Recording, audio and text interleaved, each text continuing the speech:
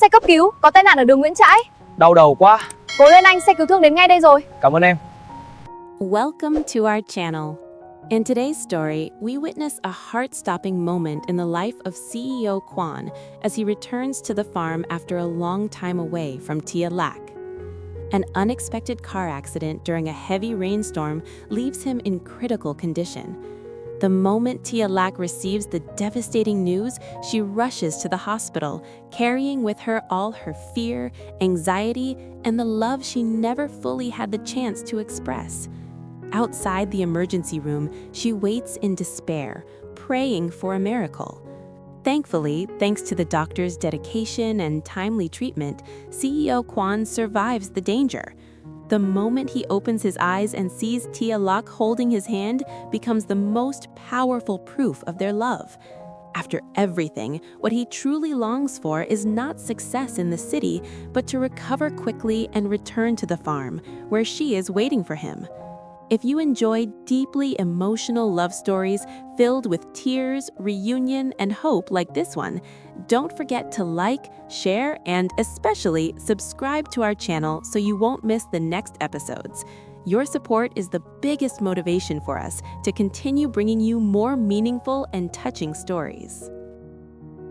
After spending a long and exhausting period in the city handling endless meetings, contracts, and business expansions, CEO Quan finally decided it was time to return to the countryside. The towering glass buildings, the flashing lights, and the pressure-filled boardrooms had kept him away far longer than he intended. Yet through every late-night negotiation and every signed document, one thought remained constant in his mind: Tieu Lac waiting for him at the farm. The image of her gentle smile beneath the golden afternoon sun, the way she brushed her hair back while feeding the animals, and the warmth in her eyes whenever she spoke of their future together became his quiet motivation. That evening, unable to bear the distance any longer, he left the city earlier than planned, eager to surprise her. The highway stretched endlessly before him, leading away from the cold, concrete skyline and back toward open fields and familiar countryside roads. Rain began to fall unexpectedly, at first only a light drizzle tapping softly against the windshield. Quan adjusted the wipers and slowed down slightly, but his heart felt light for the first time in weeks. He imagined Tieu Lac's reaction when she saw him standing at the farm gate. Perhaps she would pretend to be upset that he had stayed away so long, only to break into laughter moments later. He even reached for his phone at a red light, typing a short message: "I'm on my way back to you." He hesitated before sending it, thinking it would be better to let his arrival be a surprise. But the weather worsened quickly. The drizzle turned into heavy rain, pouring down in thick sheets that blurred the road ahead. Streetlights reflected off the wet asphalt, creating shimmering streaks that made it harder to see. Traffic slowed, and visibility dropped sharply. Quan tightened his grip on the steering wheel, focusing intently on the vehicles ahead.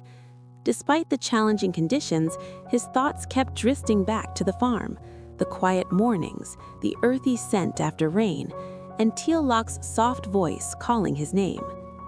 Suddenly, brake lights flared bright red in front of him. A large truck up ahead stopped abruptly to avoid debris washed onto the road. The driver in front of Quan slammed on the brakes, forcing him to react instantly.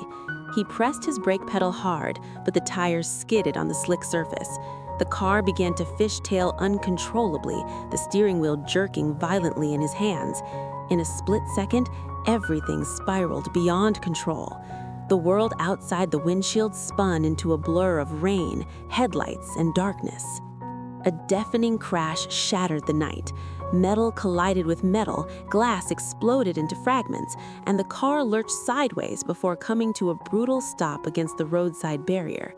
The airbag deployed with force, and silence followed. An eerie, suffocating silence, broken only by the distant sound of rain pounding against twisted steel. Quan's phone slipped from his hand, falling to the floor of the wrecked vehicle. The unfinished message still glowed faintly on the cracked screen. Blood trickled down his temple as he struggled to remain conscious. His breathing grew shallow, and his vision faded in and out. Through the haze of pain and confusion, one thought echoed in his mind with desperate clarity. Tieu Lac. He had promised himself he would return to her. He could not let this be the end of the road.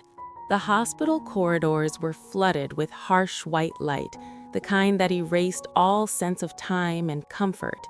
When Tieu Lac arrived, breathless and pale, the automatic doors slid open before her like the entrance to an unknown fate.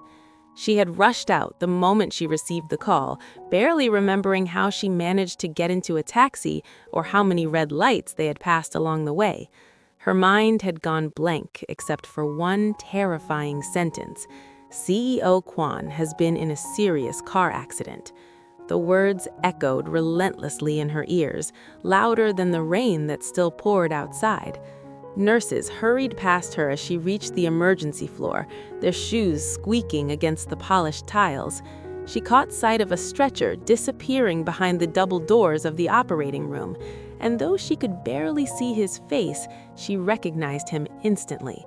The stillness of his body sent a wave of cold fear through her chest. "I'm his family," she managed to say, her voice trembling. It was the first time she had used those words so boldly, yet in that moment, nothing felt more true. The red "surgery in progress" light flickered on above the doors. That small, glowing sign became the center of her world. Tieu Lac stood frozen for several seconds before her knees weakened, forcing her to sit on the metal bench nearby. The air smelled of antiseptic and anxiety. Every passing minute felt like an hour. Every distant sound made her heart jump. She clasped her hands together tightly, whispering prayers she had not spoken since childhood. Memories flooded her mind without warning. The day he first visited the farm in polished leather shoes that quickly became muddy, the way he had awkwardly tried to help repair a broken fence, the soft laughter they shared under the sunset sky. Then came the harder memories, the long weeks apart while he stayed in the city, the misunderstandings that created silent distances between them, the words left unsaid. Tears rolled down her cheeks as regret began to surface. Why hadn't she told him more clearly how much he meant to her? Why had she let pride delay simple expressions of love? Inside the operating room, doctors worked with urgent precision. Quan had suffered head trauma and internal bleeding, but fortunately he had been brought in quickly by emergency responders. The medical team moved swiftly, stabilizing his breathing, repairing the damage, and fighting against time itself. Outside, unaware of the exact details, but feeling every second like a tightening rope around her heart, Tieu Lac paced the hallway. She stood, sat, stood again, unable to remain still. Hours passed. The rain outside gradually softened, but inside the hospital, tension remained thick in the air. Finally, the red light above the door switched off. The double doors opened, and a surgeon stepped out, removing his mask. Tieu Lac rushed forward before he could even speak. Her entire body trembled as she searched his eyes for an answer. "He's out of immediate danger," the doctor said gently. "You brought him here in time. He's very lucky." For a moment, she did not fully understand the words. Then, relief hit her like a wave breaking against stone. Her legs gave way and she had to grip the wall to steady herself. Tears flowed freely now, not from fear, but from overwhelming gratitude. She bowed repeatedly, her voice cracking, as she thanked the doctors and nurses who had fought to save him.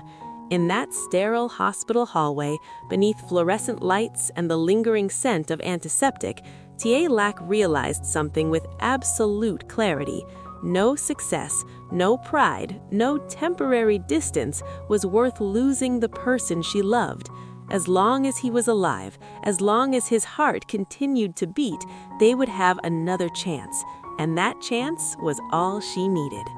When Tieu Lac was finally allowed into the recovery room, her steps felt impossibly heavy, as though each one carried the weight of everything she had feared losing that night.